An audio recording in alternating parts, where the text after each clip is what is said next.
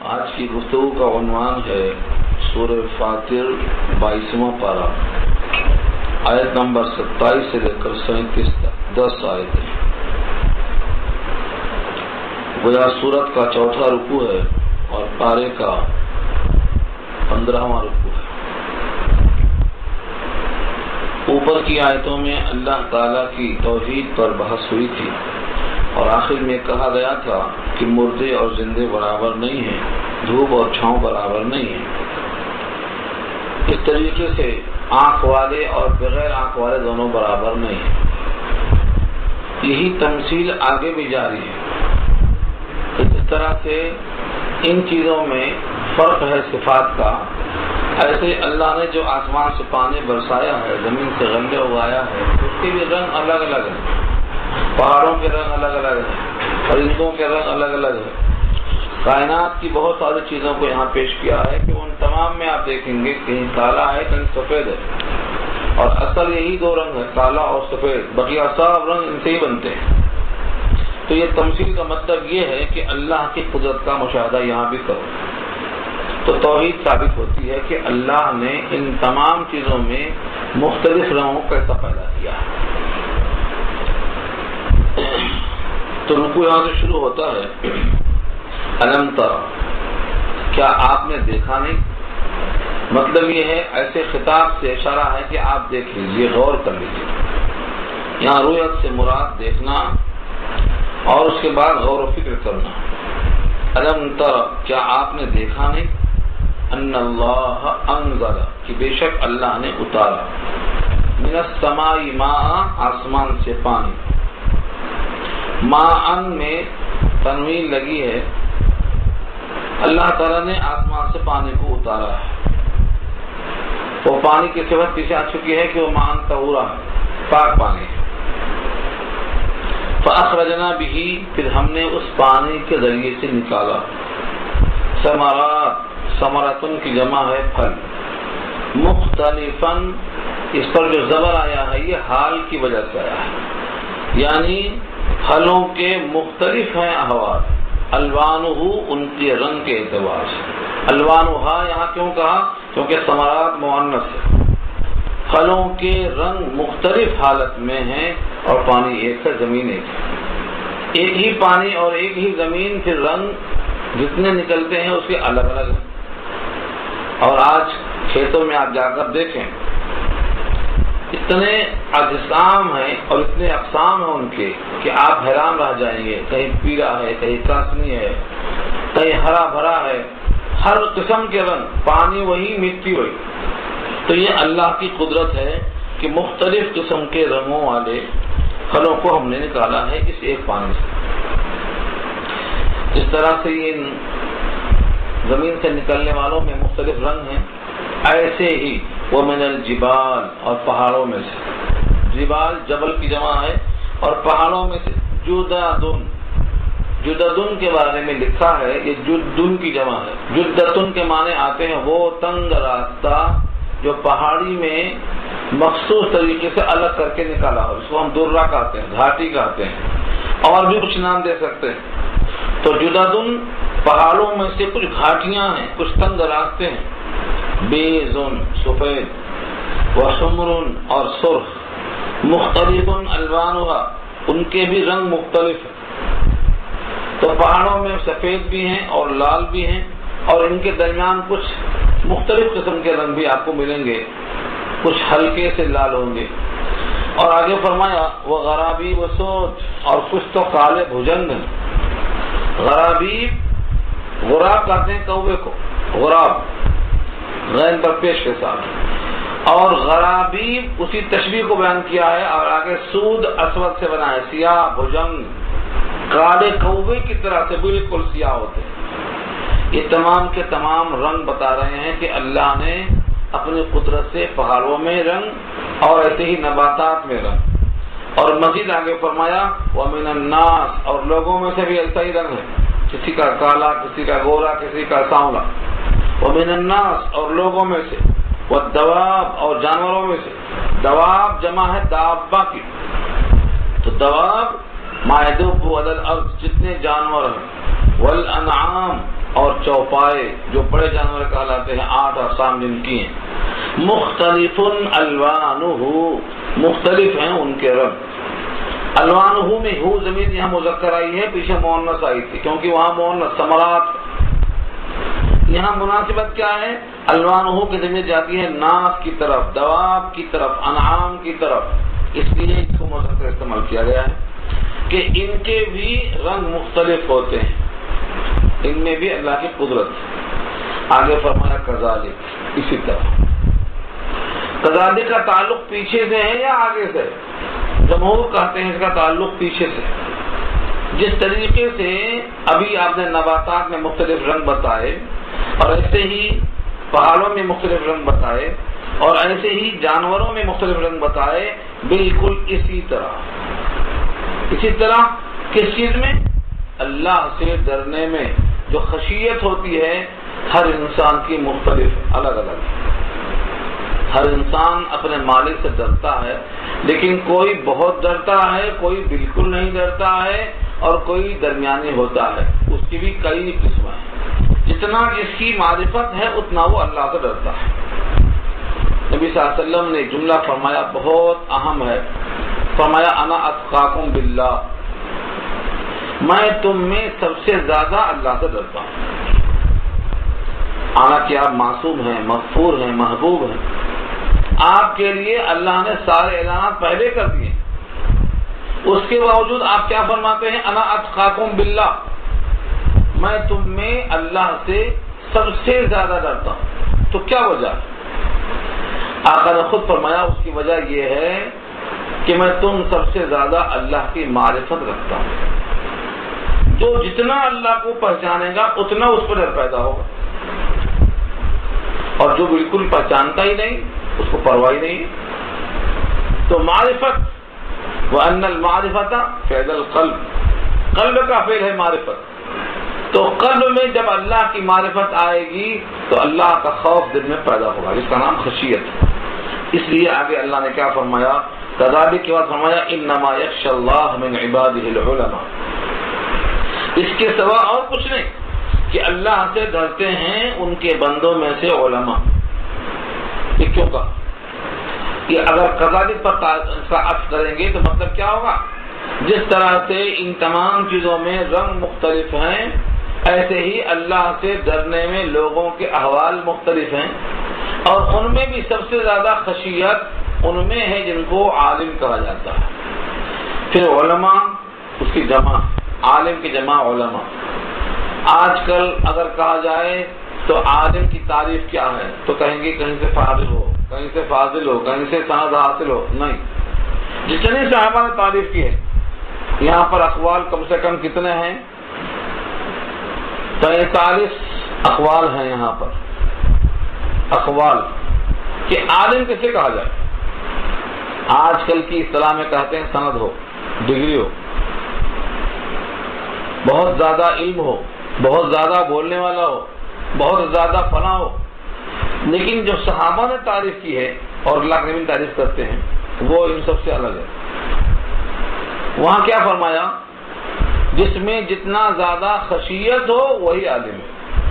اور عالم ہی میں خشیت ہو سکتی ہے، اگر خشیت نہیں ہے تو وہ عالم ہی نہیں ہے. علم کا نام، جاننے کا نام خشیت ہے نہیں ہے.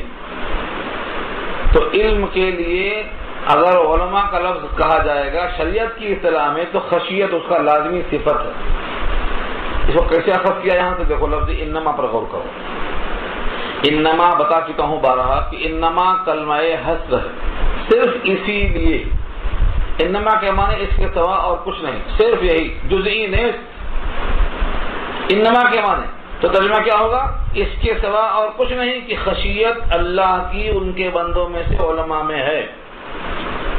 لیکن علامہ آلوسی لکھتے ہیں روح المعانی میں، یہاں انما کے اندر حصر کے بجائے اگر مانا جائے خصوصیت تو یہاں زیادہ صحیح ہے کہ علماء میں اللہ سے ڈرنے کی خصوصیت بطور صفت لازمہ کے سب سے زیادہ ہے.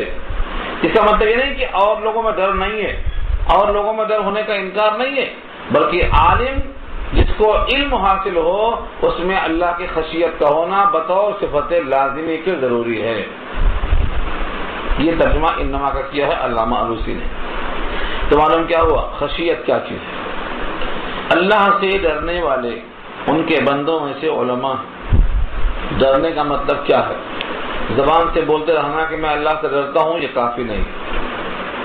فرمایا کہ خشیت کا مطلب یہ ہوتا ہے اللہ کا جلال اور اللہ کی بڑائی کبریائی اس درجہ ہو کہ اس کا حکم ٹوٹنے سے ڈرتا رہے، کبھی بھی جس سے وہ راضی ہو وہی اعمال کرے اور جن سے وہ ناراض ہوتا ہو ان اعمال سے دور رہے اور بچتا رہے، یہ خشیت۔ اگر انسان گناہوں کا مرتکب ہے اور جتنے فرائض ہیں ان سے غافل ہے اور اللہ کس سے راضی ہوتے ہیں اسے کوئی پرواہ ہی نہیں ہے تو اس میں خشیت نہیں ہے، خشیت نہیں کہا جاتا اسے۔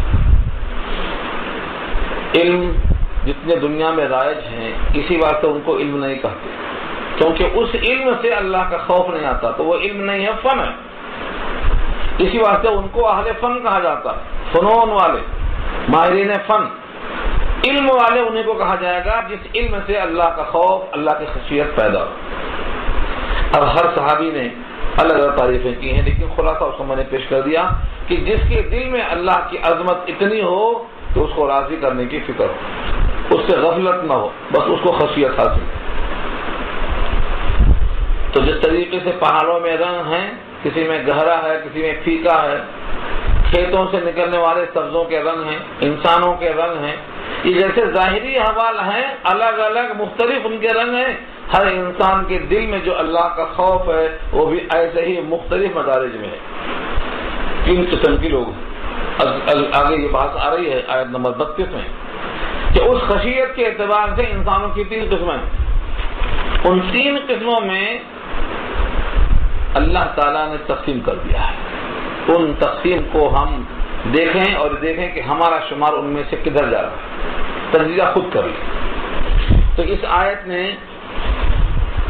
اللہ تعالیٰ کی طرف سے یہ پیغام دے دیا ہے کہ اگر کتنا بھی علم ہو لیکن وہ اپنے علم کے تقاضے کو پورا نہ کرتا ہو تو اللہ کی نگاہ میں چونکہ خشیت نہیں ہے، علماء میں شمار اس کا نہیں ہو سکتا۔ انما یخشی اللہ من عبادہ العلماء، اس کے سوا اور کچھ نہیں کہ ڈرتے ہیں اللہ سے اس کے بندوں میں سے علماء۔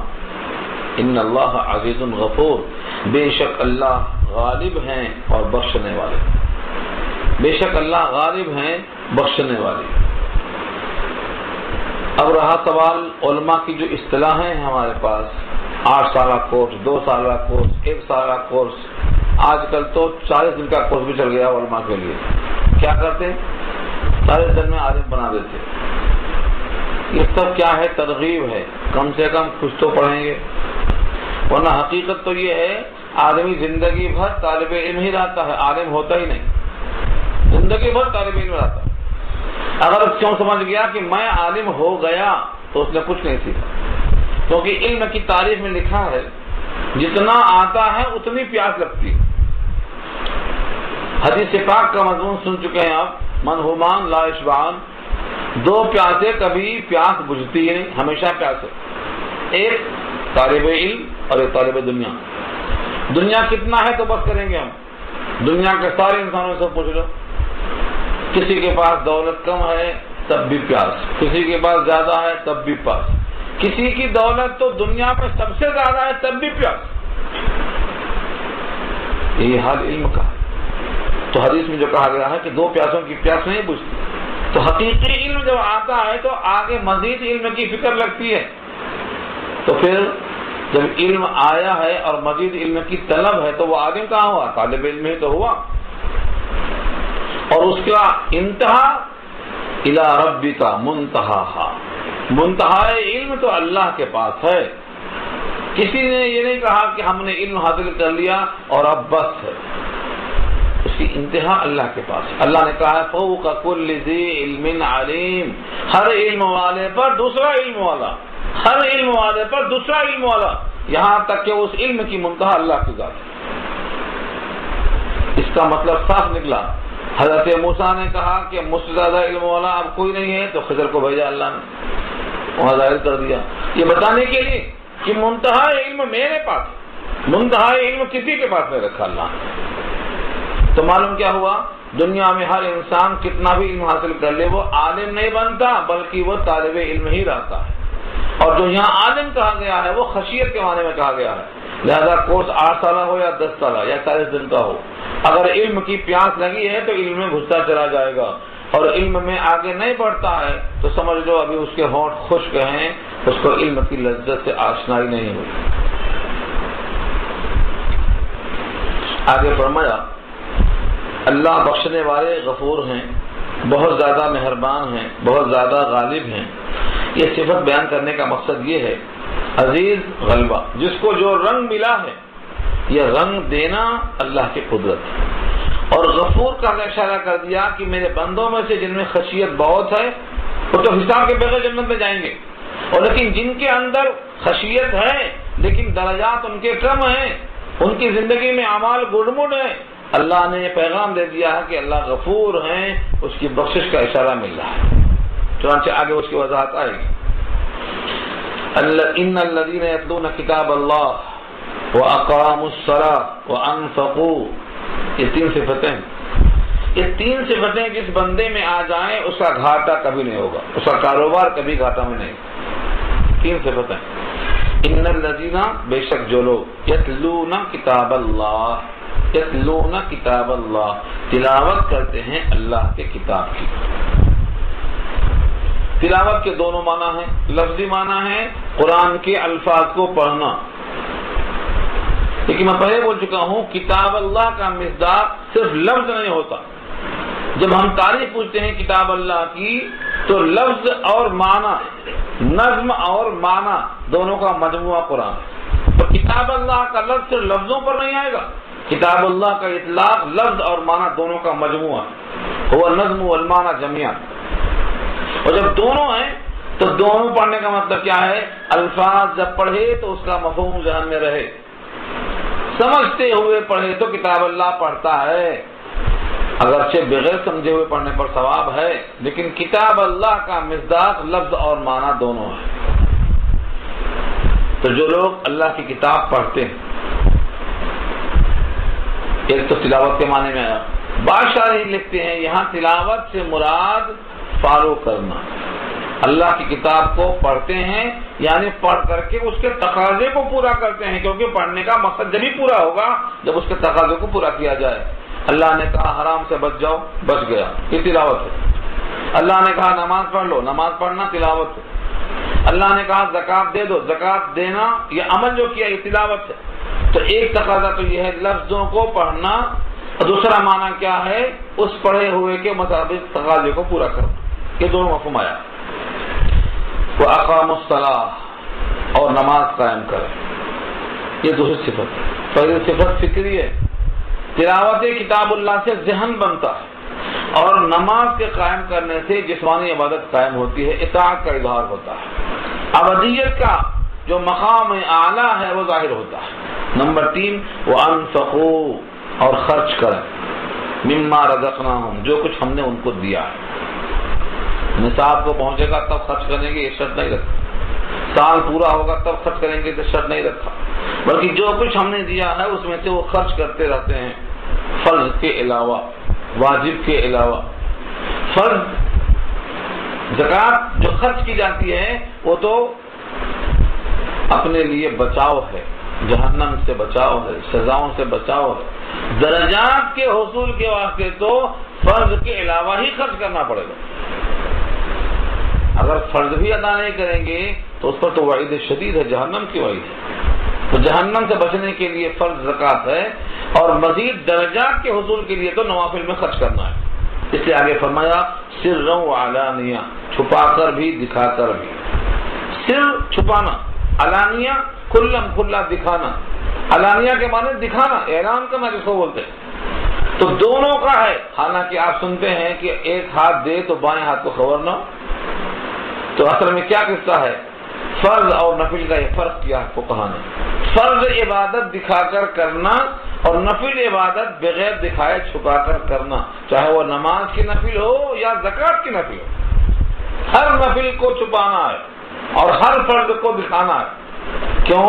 تاکہ فرض کے قائم کرنے سے فرض کا ماحول پیدا ہے اور نفل کو چھپانے سے، ریاکاری سے بچنے کا اور آپ کو جو ہے سکون سے اللہ کی بندگی کرنے کا موقع فراہم ہے. تو نفل عبادت تنہائی میں اور فرض نمازیں جماعت سے. ایسے ہی فرض زکوٰۃ دکھا کر خرچ کرنا ہے اور نفل خیرات چھپا کر خرچ کرنا ہے. اور اللہ نے پہلے ذکر کس کا کیا ہے؟ سر کا، چھپانا. معلوم یہ ہوا نوافل کا ذکر پہلے کیا کیونکہ وہ تکمیل کرتی ہے. سرًا و علانیہ، چھپا کر اور دکھا کر، دونوں صورتوں میں. یرجونا امید رکھتے ہیں، رجا سے بنا. رجا مانے امید رکھتے ہیں، یعنی جب نماز پڑھیں، جب تلاوت کریں اور جب خرچہ کریں تو ایسے غافل نہ اٹھا کر خرچہ کریں، نماز پڑھیں، زکوٰۃ نہیں، بلکہ وہ امید رکھیں کہ یہ میرا خرچہ میں اپنے بزنس میں لگا رہا ہوں، یہ میرا نماز کا جو وقت ہے یہ میں بزنس کر رہا ہوں، یہ میرا رکوع اور میرا قیام اور میرا بیٹھنا یہ وقت ضائع نہیں کرتا ہوں. جیسے بہت لوگ بولتے بھائی 1 گھنٹہ خراب ہو گیا، بولتے 1 گھنٹہ خراب نہیں ہوا، آپ نے 6 گھنٹہ لگایا دنیا کے کاروبار میں اور 1 گھنٹہ لگایا آخرت کے کاروبار میں. اللہ فرماتے ہیں چاہے وہ نماز پڑھتا ہو، چاہے تلاوت کرتا ہو، چاہے خرچ کرتا ہو، تینوں حالتوں میں یرجون امید رکھتے ہیں. وہ کوئی بھی کام کریں تو امید رکھ کے کریں. تجارتاً، ایسے کاروبار کی. کیوں کہا تجارت؟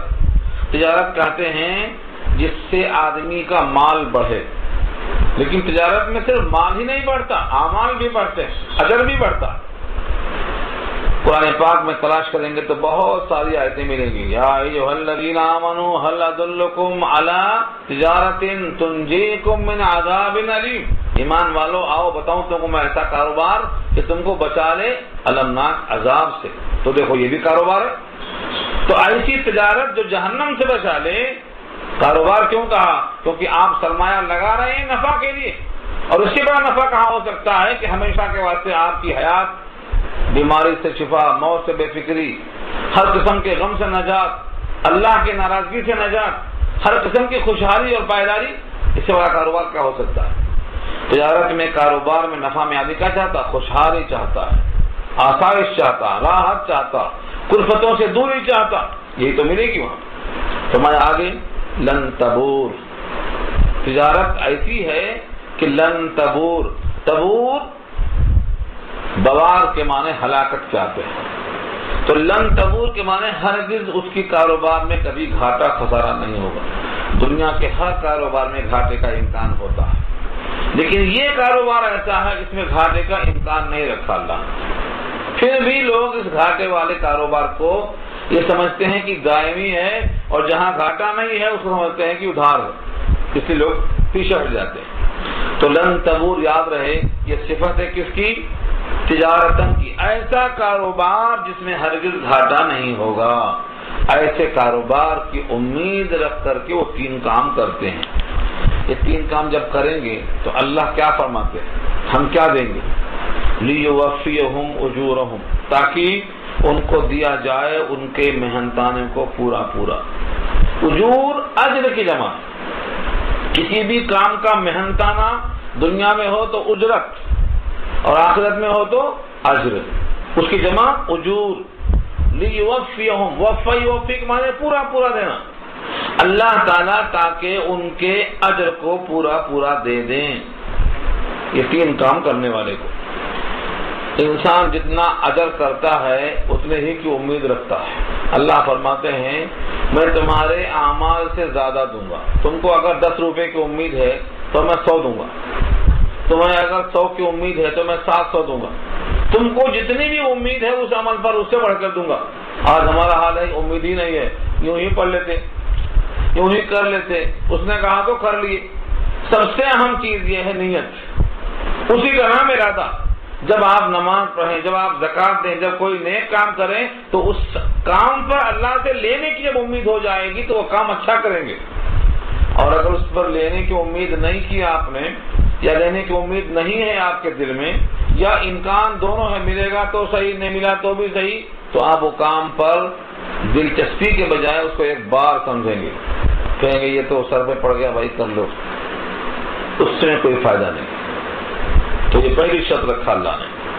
اب جب بندہ کسی بھی کام کو کاروبار سمجھتا ہے، دینی کام کو، کہ مجھے اللہ سے اس پر اجر ملے گا، تو اللہ فرماتے ہیں تمہارے تو اجر کا ہم پورا دے دیں گے، اور مزید تم نے جو توقع نہیں کی تھی وہ بھی ہم دیں گے. وَيَزِيدُهُم مِّن فَضْلِهِ، اور اپنے فضل سے مزید دیں گے. یزید کا ترجمہ مزید، اور مزید تم کو دیں گے اپنے فضل سے. تم نے سمجھا تھا کہ ہمیں جنت میں ایک گھر ملے گا، تمہیں اللہ 100 گھر دے دیں گے. تم نے سوچا تھا کہ ہمارا مکان جو ہوگا وہ ایک ملک کے برابر ہوگا، اور وہاں دے دیں گے دنیا کے برابر. تو یہ اللہ تعالیٰ فرماتے ہیں تم سوچ نہیں سکتے کہ تمہارے اعمال کا بدلہ ہم کتنا دیں گے، تمہاری توقع سے ہم بڑھ کے دیں گے.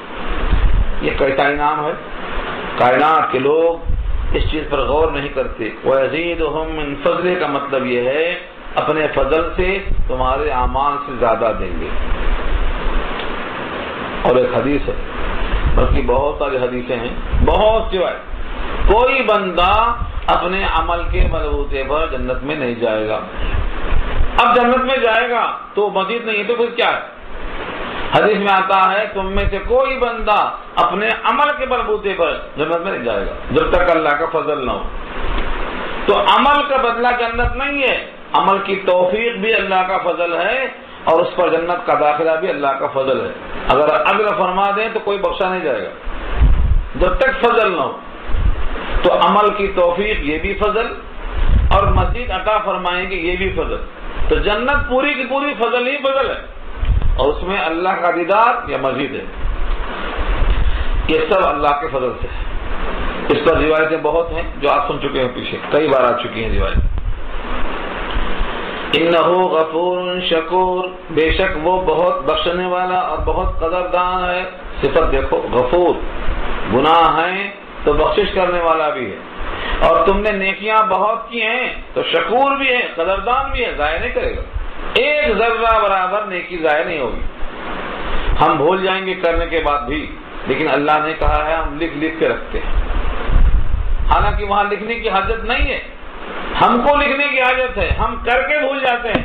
لیکن اللہ فرماتے ہیں ہم تمہارے تمام کاموں کو لکھ لیا کرتے ہیں. انا کنا نستنسخ ما کنتم تعملون، تم جو کرتے ہو ہم نوٹ کیے لیتے ہیں.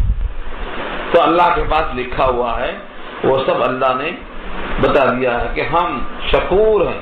شکور کے معنی شاکر سے مبالغہ ہے، قدردان. ہمارے پاس جب آنسو نکلتا ہے تو اس آنسو کی قدر کرنا یہ اللہ کے صفت شکور ہی تو ہے، ورنہ وہ آنسو کس کام کا ہے؟ نمکین آنسو، نمکین پانی کس کام کا ہے وہ؟ لیکن اللہ کا شکور ہونا یہ تقاضا کرتا ہے کہ اس موتی کو اللہ نے چن لیا اور فرمایا کہ اگر وہ میرے خوف سے نکلا ہے تو اس سے جہنم کی آگ بجھ جائے گی. جہنم کی آگ بجھانے کے لیے وہ آنسو کا نمکین پانی کارآمد ہو گیا. تو کیا یہ شکور ہے اللہ کی طرف سے قدردان. یہ والذی اوحینا الیک من الکتاب هو الحق، یہاں سے اللہ نے کتاب کی اور کتاب کے اوپر چلنے والوں کی بہترین تعریف کی ہے. والذی اوحینا الیک، اور وہ ذات، والذی اور وہ جو، اوحینا الیک ہم نے وحی کی ہے آپ کی طرف، من الکتاب یعنی کتاب، هو الحق وہی حق ہے. حق کیا ہے؟ اگر آپ کو حق کی تلاش ہے تو اللہ فرماتے ہیں وہ جو کتاب ہم نے بھیجی ہے آپ کی طرف وہی حق ہے. جب کتاب ہی حق ہے تو کتاب کی ضد اگر کوئی آئے، اس کا اپوزٹ آئے تو کیا ہے؟ وہ باطل ہے. حق کتاب ہے اور حق کی ضد باطل ہوتی ہے، لہذا کتاب کے مقابل جو بات آئے گی وہ باطل ہوگی. ہاں، کتاب کی توضیح جو اللہ کے نبی نے کی ہے، جو صحابہ نے کی ہے، وہ کتاب سے ہٹ کر نہیں ہے بلکہ کتاب کی صفات کو واضح کرنے والی بات ہے. یہاں کہا گیا ہے جو کتاب بھیجی ہے وہی حق. کتاب کی ایک صفت اور بھی ہے، وہ صفت کیا ہے؟ مصدقا لما بین یدیہ، تصدیق کرنے والی ہے اس کی جو اس کے سامنے ہیں، یعنی تورات کی، انجیل کی، زبور کی. وہ تمام کتابیں محرف ہیں، پھر بھی یہ کتاب ان کتاب کی تصدیق کرنے والی ہے، مخالفت نہیں کرتی ہے. ان اللہ بعبادہ لخبیر بصیر، بے شک اللہ اپنے بندوں سے باخبر ہیں اور دیکھنے والے ہیں.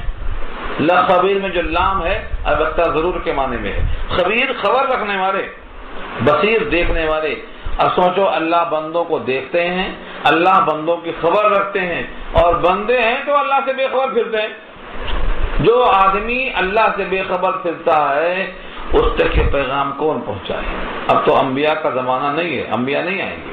نبی صلی اللہ علیہ وسلم کافۃ للناس، سارے جہان کے واسطے نبی ہیں، اور یہ امت کی ذمہ داری ہے کہ نبی کی نبوت سارے عالم کے لیے ہے، ہر فرد تک پہنچائیں.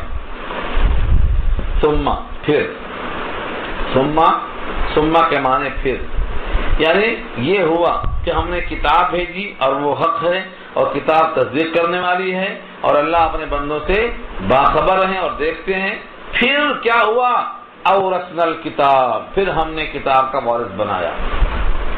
یعنی پہلے قرآن کو ہم نے نازل کیا نبی صلی اللہ علیہ وسلم پر جو حق ہے اور وہ سابقہ کتابوں کی تصدیق ہے، اور اتارتے ہوئے اللہ اپنے بندوں سے باخبر ہیں. پھر اللہ نے اس نبی کے ذریعے سے صحابہ کو اس کتاب کا وارث بنایا. یہ ہے ثم مانے پھر اورثنا الکتاب، ہم نے وارث بنایا. الکتاب سے مراد القرآن.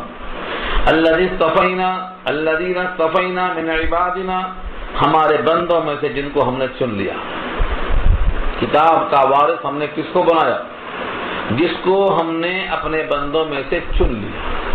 استفینا، اس کا مادہ ہے استفا، اور مصطفیٰ بھی بنا ہے اسی سے. مصطفیٰ کے معنی سلیکٹڈ، جس کو اللہ نے چن لیا.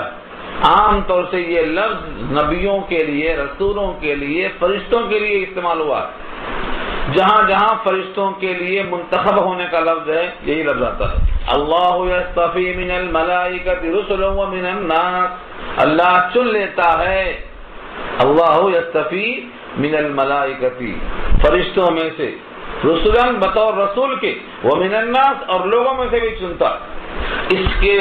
اس لفظ کے لیے قرآن کریم میں بہت ساری آیتیں ہیں کہ جس سے معلوم ہوتا ہے جس کو اللہ نبوت کے لیے، رسالت کے لیے چنتے ہیں، چاہے وہ رسولوں میں سے، انسانوں میں سے ہوں یا فرشتوں میں سے، تو لفظ استفا آتا ہے. تو پھر ہم نے اس کتاب کا وارث بنایا ہے جس کو ہم نے چن لیا اپنے بندوں میں سے. فقہا، محدثین اور بہت سارے صحابیات نے فرمایا کہ یہ آیت ان تمام افراد کے لیے بے انتہا دولت سے قیمتی ہے کہ اللہ نے ان کو اپنی کتاب کے لیے چن لیا ہے. جن بندوں کو اللہ نے اپنی کتاب کے واسطے چن لیا ہے، یہ بندے اللہ کی طرف سے منتخب ہیں اس کتاب کے لیے. اب ان کے 3 احوال ہیں، وہ 3 احوال میں سب کے سب شریک ہیں. پھر ہم نے اپنے بندوں میں سے جس کو چاہا منتخب کر لیا، پسند کر لیا.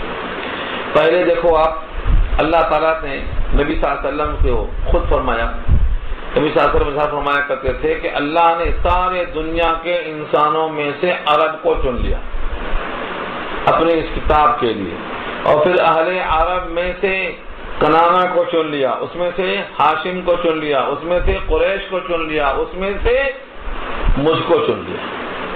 اللہ کا انتخاب ہے. اب دیکھیے اللہ تعالیٰ نے اس زمین میں جتنے چوپائے ہیں ان تمام میں سب سے احسن اکرم انسان کو بنایا.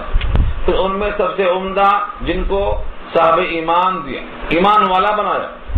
پھر ایمان والوں میں بھی جن کو علم عطا فرمایا، جن کو اپنی خشیت عطا فرمایا، پھر جن کو کتاب کا علم عطا فرمایا. پھر کتاب کا علم حاصل کرنے کے باوجود بھی، کتاب پر ایمان لانے کے باوجود بھی، کتاب کے وارث بننے کے باوجود بھی ان کی 3 قسمیں ہیں. آگے اللہ فرماتے ہیں فمنہم، پس ان میں سے بعض، ظالم ہے، لنفسہ، اپنے ہی جان پر. یہ جو کتاب اپنے وراثت میں ملنے کے بعد، اصل لفظ اورثنا ہے. اورثنا کے معنی خرید و فروخت نہیں ہوئی، ہم نے میراث میں دے دیا. اور میراث جس کو ملتی ہے اسے کچھ کرنا نہیں پڑتا.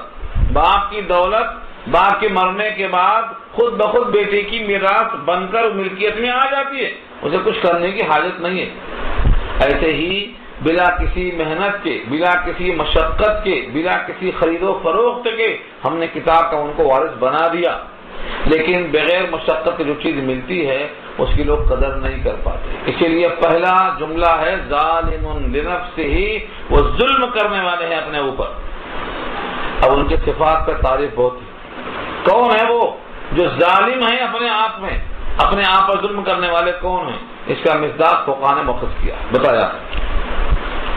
دوسری قسم کیا فرمایا؟ ومنہم مقتصد، اور ان میں سے بعض وہ ہیں جو میانہ روی چلتے ہیں، بیچ کی چال چلتے ہیں. منہم، ان میں سے بعض، مقتصد میانہ رو ہیں یعنی بیچ کی چال چلتے ہیں. ومنہم سابق بالخیرات باذن اللہ، اور ان میں سے بعض وہ ہیں جو سبقت کر جانے والے ہیں نیکیوں کے ساتھ اللہ کے حکم سے. یہ قسمیں ہو گئی. ظالم لنفسہ کون لوگ ہیں؟ جن کو فرض ہی کا پتہ نہیں، جو حرام کا ارتکاب کرتے ہیں، نہ ان کو حقوق واجبہ معلوم ہے، نہ ان کی نگہداشت کرتے ہیں. یہ ہیں ایمان والے، کتاب والے، لیکن چونکہ ان کے اعمال میں بڑی کوتاہیاں اور خامیاں ہیں تو ان کی دھلائی لازمی ہے. دھلائی کے بعد جنت میں آئیں گے. تو یہ ظالم لنفسہ ہے. دھلائی کتنی ہوگی؟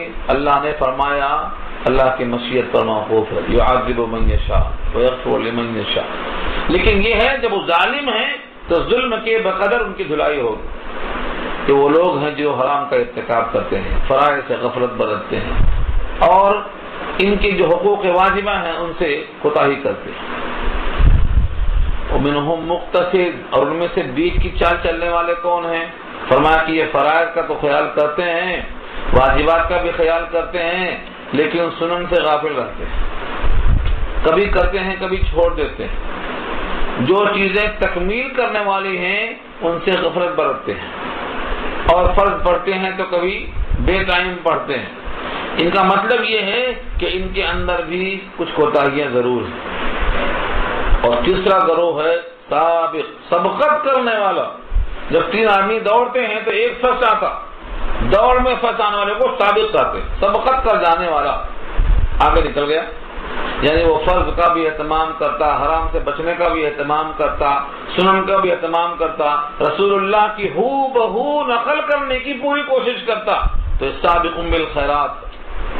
لیکن آگے فرما دیا کہ گھمنڈ نہ آنے پائے کہ تو سبقت کرنے والا ہے ہی، باذن اللہ کہا کے لگا دیا کہ یہ تمہاری سبقت اللہ کے اذن سے ہے، اللہ کی مرضی کے بغیر نہیں ہے، لہذا تمہارا کوئی ذاتی کمال نہیں ہے. جس بندے کو سبقت ہو جائے، نیکیوں میں آگے بڑھ جائے، وہ سمجھ لے کہ یہ اللہ کی اذن و اجازت سے ہے، اس کا اپنا کوئی ذاتی کمال نہیں ہے، اللہ کا فضل ہی ہے. ذالک هو الفضل الکبیر، بے شک وہ بڑا فضل والا ہے، بے شک وہ بڑا فضل والا ہے، بہت بڑا فضل والا ہے. اسی فضل کی وجہ سے اللہ تعالیٰ نے کسی کو نیکیوں میں سبقت کرنے کا موقع دے دیا. 3 قسم کے لوگ. اب ان تینوں کی تشریح میں تو فقہاء نے کئی صفحات لکھے ہیں، اور کئی صفحات بولنے سے میں گریز اس واسطے کرتا ہوں کہ لوگ بھول جاتے ہیں. اتنا یاد رکھ لیں کہ یہ 3 قسم کے لوگ ہیں. کسی کی اچھائی زیادہ ہے، کسی کی معتدل ہے، کسی میں 0 ہے، لیکن ایمان میں اشتراک ہے. ایمان ہے، اعمال کی بنیاد پر 3 حصے ہو رہے ہیں. یہ کتاب کا وارث ہے تو صاحب ایمان. اب ان تینوں کو ایسے فرمایا کہ جو سابقون بالخیرات ہیں ان کا حساب کتاب نہیں ہوگا. سابقون بالخیرات بغیر حساب جنت میں جائیں گے. اور جو مقتصد ہیں، درمیانی چال چلنے والے، ان کا حساب آسان ہوگا. حساب یسیرہ کا مزاج ہے. اور جو ظالم لنفسہ ہے یہ دھلائی کے قابل ہیں، دھلائی کے بعد بالآخر ایمان کے طفیل میں جنت میں جائیں گے. کامیابی یہ نہیں ہے کہ آدمی کی دھلائی ہو، کیونکہ جہنم میں جانا اور جہنم سے نکلنا تصور بھی نہیں کر سکتے. اللہ کہلواتے ہیں دعائے قنوت میں وَنَخْشَىٰ عَذَابَكَ، ہم آپ کے عذاب سے ڈرتے ہیں، اور جب ڈرتے ہیں تو تقاضا پورا کرنا چاہیے تاکہ وہاں جانے کی نوبت نہ آئے. تو یہ 3 نتیجہ ہیں. ایک کا حساب آسان ہوگا جو معتدل ہے، ایک کا حساب ہی نہیں ہوگا، بغیر حساب کے جائے گا جو سابقون بالخیرات ہے. اور جو ظالم لنفسہ ہے اس کی دھلائی ہوگی کیونکہ وہ ظلم ہے. تو پھر ظلم کہتے ہیں ظلمت کو، تاریکی کو دور کرنا ہے تو روشنی ڈالنا پڑے گا. یہ 3 چیزیں بتائی گئی. اب جو اللہ کے فضل والے ہیں جن پر اللہ کا بڑا فضل ہوگا، وہ فضل کا اظہار کیسے ہوگا؟ فرمایا جنات عدن، جنات جنت کی جمع ہے، عدن ہمیشگی کے باغات، ہمیشگی کے باغات، کبھی پتجھڑ نہیں، کبھی موسم خزاں نہیں. ادخلونہا، اس میں داخل ہوں گے، یحلون فیہا من اساور من ذہب، پہنائے جائیں گے. یحلون خلیجن کے معنی زیور، یحلون زیور پہنائے جائیں گے، فیہا اس باغ میں، من اساور، اساور اسورتن کی جمع ہے کنگن، کنگن بھی کس کے ہوں گے؟ من ذہب سونے کے، ولؤلؤا اور موتی کے. قرآن کریم میں کہیں موتی کے کنگن، کہیں سونے کے کنگن، کہیں چاندی کے کنگن، اساور من فضہ بھی آیا سورۃ دار میں. تو مختلف قسم کے کنگن ہیں. ہو سکتا ہے ایک ہی آدمی کے مختلف احوال ہوں، اور یہ بھی ہو سکتا ہے مختلف قسم کے درجات ہوں، کہیں سونے کے کنگن ہوں، کہیں جنت کے کنگن، اور کہیں پر فضہ کے کنگن ہوں، اور کہیں پر لولو کے کنگن ہوں. اللہ کی شان ہے یہ.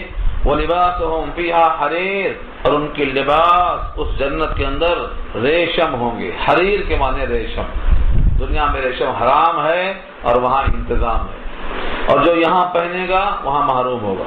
بعض روایتوں میں ہے جو یہاں پہنے گا جنت میں چلا جائے گا تب بھی محروم ہوگا ریشم سے. یہاں تک روایتوں میں آیا ہے. اس لیے یہاں پر ریشم نہیں پہننا، اور یہاں پر شراب بالکل نہیں پینا، کیونکہ اگر وہاں پہنچ بھی گیا تو شراب یہاں پی لے گا تو وہاں محروم ہو جائے گا. یہ روایت کس درجے کی ہے مجھے تحقیق کا موقع نہیں ملا، لیکن روایت ہے ایسی کہ اگر یہاں ریشم پہنے گا وہاں محروم ہو جائے گا، جنت میں جانے کے باوجود محروم ہوگا. ہاں اس کا سوال جواب ہے کہ پھر جنت جا کر بھی دل میں ملال ہوگا کہ میں یہاں آیا، جنت ملی، اللہ کی رضا ملی، مجھے یہ کپڑا نہیں مل رہا ہے. فرمایا کہ کپڑا آنکھوں کے سامنے لایا ہی نہیں جائے گا کہ غم پیدا ہو، دیکھے گا ہی نہیں، وہ دل میں خیال نہیں لایا جائے گا. یہ سب سوال جواب وہاں موجود ہیں. بہرحال دنیا میں جو انسان ریشم پہنے گا وہ گناہگار ہے، کیونکہ ریشم پہننا مردوں کے لیے حرام ہے. صرف چند صحابہ کو خارش کی بنیاد پر حضور نے ان کی مرضی کے مطابق دے دی تھی اجازت کہ تم پہن سکتے ہو. وقالوا الحمدللہ، اور وہ کہیں گے اللہ کا شکر ہے، اللہ کا شکر ہے. کب کہیں گے یہ؟ الذی اذهب عنا الحزن، جس اللہ نے ہم کو دور کر دیا غم کو، ہم سے دور کر دیا غم کو. حزن کے معنی غم. ان کو تو غم تھا ہی نہیں تو دور کیسے کر دیا؟ یہاں سے اخذ کیا ہے فقہا نے کہ جو آدمی سبقت کرنے والا تھا نیکیوں میں وہ تو حساب کے بغیر چلا گیا جنت میں، اور جو شخص درمیان چال چلنے والا تھا اس کا حساب تو آسان تھا تو وہاں بھی غم نہیں تھا. تو ہو نہ ہو یہ ظالم لنفسہ ہی ہے جو غم زدہ تھا، لیکن جب دھلائی کے بعد جنت میں آئے گا تو کہے گا اللہ کا شکر ہے جس نے ہمارے غم کو دور کر دیا، ہمارا جو غم تھا وہ ختم کر دیا. ان ربنا لغفور شکور، بے شک ہمارا پروردگار البتہ بخشش کرنے والا قدردان ہے. یہ لفظ دوبارہ آیا دیکھیے، محض اس واسطے کہ اللہ کی صفت غفور اور صفت شکور کا خوب اظہار ہو. الذی احلنا، جس نے ہم کو اتارا. احلنا کہتے ہیں جب مہمان کو اتار کے کسی مقام پہ رکھیں، جیسا کہتے ہیں مہمان کو گھر میں اتار لائے، تو ترجمہ کس کا ہے؟ احلنا، جس نے ہم کو اتارا دار المقامتی، ہمیشہ کے رہنے کے مقام پر، وہ جنت. دار المقامہ مقیم رہنے کی جگہ، ہمیشہ کا گھر. من فضل، اپنے فضل سے. یہ پھر آیا لفظ، یہ من فضل وہاں پر اوپر بھی تھا، یہاں بھی وہی ہے. مقصد یہ ہے کہ صرف عمل سے نہیں ملی جنت، اس گھر میں داخلہ جنت کا صرف عمل سے نہیں ملتا، من فضل ہی بتاتا ہے اللہ کے فضل سے ملتا ہے. یہ روایت اچھی طرح سن لو، بخاری 2 مقام پہ آئی ہے. نبی صلی اللہ علیہ وسلم نے فرمایا تم میں سے کوئی شخص اپنے عمل کے بلبوتے پر جنت میں نہیں جائے گا. صحابہ نے پوچھا ولا انت یا رسول اللہ، کیا آپ بھی؟ سوال دیکھو کیسا ہے. صحابہ نے یہ کوئی جرات نہیں کی، بہت بڑی جرات ہے. تم میں سے کوئی شخص نہیں جائے گا، صحابہ سے پوچھا تو صحابہ نے کہا ولا انت یا رسول اللہ، کیا آپ بھی؟ آپ نے اپنا داہنا ہاتھ اپنے سر پہ رکھا، فوضع یدہ علی ہامتہ فیقول، اور فرمایا ولا انا، اور میں بھی. اور آگے فرمایا الا ان یتغمدنی اللہ تعالی برحمت واسعہ، مگر یہ کہ مجھ کو اللہ نے اپنی وسیع رحمت سے ڈھانپ رکھا ہے. یہ سوال اور جواب بخاری میں یہ حدیث 2 مرتبہ آئی ہے. اس کا مطلب کیا نکلتا ہے کہ عمل بھی اللہ کی توفیق ہے، ہمیں اس پر گھمنڈ کرنے کی کوئی ضرورت نہیں. اترانے کی کوئی ضرورت نہیں ہے۔ تو جنت کا داخلہ جنت میں جو پہنچایا تو کیا کہا؟ احلنا دار المقامت من فضلہ۔ من فضلہ کا مطلب یہ اللہ کا فضل ہے، اگر وہ عدل کرتا تو ہم نہ پہنچتے۔ لا یمسنا فیہا نصب، نہیں پہنچے گی ہم کو اس جنت کے اندر کوئی تکلیف، ولا یمسنا فیہا لغوب، اور نہیں پہنچے گی ہم کو اس میں کوئی تھکاوٹ۔ لغوب تھکاوٹ، اور نصب اور نصب جسے مانے آتے ہیں تکلیف، تو جنت کے اندر نہ کوئی تھکاوٹ ہوگی اور نہ کوئی قسم کی تکلیف ہوگی۔ والذین کفروا، اس کے برخلاف جنہوں نے کفر کیا، لہم نار جہنم، ان کے لیے آگ ہے جہنم۔ نار جہنم، اس جہنم کا حال یہ ہے، لا یقضى علیہم فیموتوا، نہیں فیصلہ کیا جائے گا ان کے خلاف کہ ان کو مر جائے، موت آ جائے۔ لا یقضى علیہم، قضاء قضاء کے معنی فیصلہ کرنا، نہیں فیصلہ کیا جائے گا، یعنی نہیں قضا آئے گی ان پر، فیموتوا کہ وہ مر جائیں، ولا یخفف عنہم من عذابها، اور نہ تخفیف کی جائے گی ان سے ان کے عذاب میں سے، عذاب میں بھی کمی نہیں۔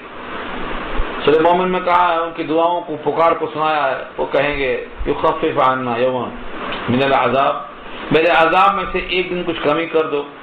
اس کا جواب یہاں ہے کہ ان کے عذاب میں سے کوئی تخفیف نہیں ہوگی، نہ عذاب میں ایک دن تخفیف ہوگی، نہ عذاب میں کوئی کمی آئے گی۔ کذالک نجزی کل کفور، یہ جواب ہے، یہ ظلم نہیں ہے۔